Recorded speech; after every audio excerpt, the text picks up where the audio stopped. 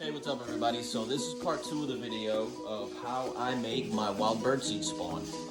All mushrooms start out as spawn, and this is the steps that you have to take to get it started.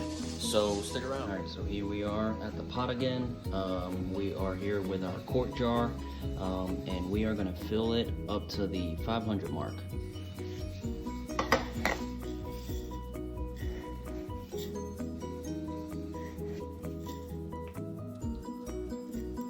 You guys can tell, but I leave my grain pretty wet.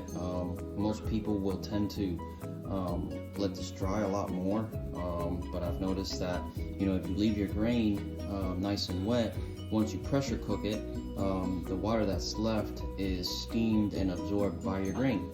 Okay, so now that we're at the point that we've got all our jars filled to the 3/4 mark, you are going to want to use your lids that you pre-made, and you just poke a little hole in the middle of the lid so that the jar can burp, essentially. But you'll also have to use micro pour tape. Now, micro pour tape is literally that, just a tape that has very small holes that allows air exchange. You can find this at Walgreens, actually, so it's pretty cheap, and you can find it on Amazon too. Okay, so now that we are at this point, again, you just want to lid all your jars, like so, like so.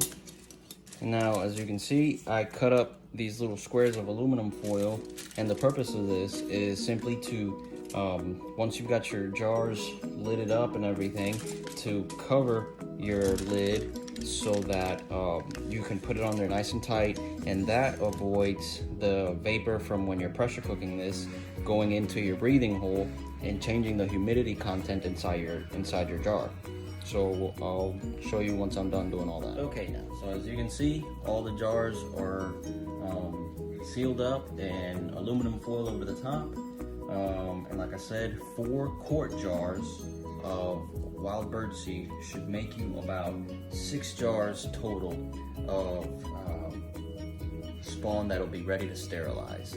So the next step is to get this into the pressure cooker, and we are going to pressure cook this at 15 psi for 90 minutes. So now we are at the pot, which this pot conveniently can fit 6 jars, 6 quart jars, really easily. And now what you do is you want to bring this to a boil first. And I don't know if you guys have used pressure cookers, I'm sure a lot of you have, but what you're aiming for is not to submerge your whole jars in water, but about 1/4 of the way up the pot, so that it can create steam and build up the pressure that you need without all your water evaporating and that becoming an issue, cracking your jars, or it just not sterilizing like it should be. So we are gonna get this to, right now I've got it up on high. I'm just gonna get this to a nice roaring boil.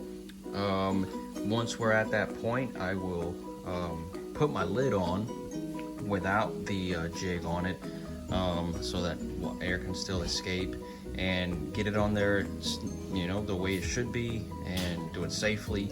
And then once your gauge comes up to 15 psi, you can lower the temperature down to about, I don't know how your stove works, but I will lower mine down to 6, which that will keep me at a good temperature, and keeping my pot at 15 psi.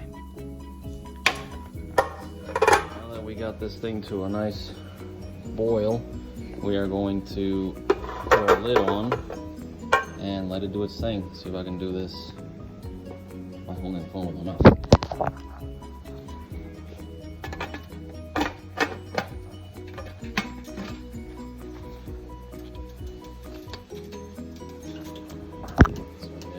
Go. Lid is on. As you can see, the weight's not on there yet, but now you can put your weight on there and let the pot do its thing and come up the pressure. You want this to get to 15 psi, but your timer doesn't start until the pot reaches 15 psi. So this takes about 15 minutes for the pot to pressurize.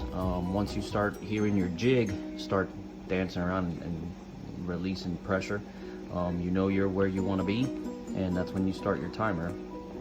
Conveniently, I have a gauge on mine, so I just wait till I see the 15, and then I start the timer. I also start cutting down the heat on this thing. Eventually I end up like at 6.5, 7, in 90 minutes. About 20-25 minutes later, we have reached 15 psi. You're gonna wanna turn your temperature down to about, let's go with 7 for now. Making sure that our pressure stays up, and you start your timer. 90 minutes on the timer. Okay, so now we just sit and wait. You got 90 minutes on the timer, and then once this is done, once the timer's up, you're just gonna want this to sit here and depressurize, cool down. There's nothing really you can do to speed this process up. If you try to cool the jars down, they'll crack on you. So what I do is I just let this sit for 24 hours. Once I cut off the heat, I leave it alone. Sometimes I will depressurize it really quick and open the lid while it's still hot, but I don't recommend you doing that. It's probably not safe. But so what you want to do is just let this sit for 24 hours and come back tomorrow when the grain is nice and cool, and you're able to put your agar into your grain. But that'll be another video, so give it a like, and I guess I'll see you on the next one.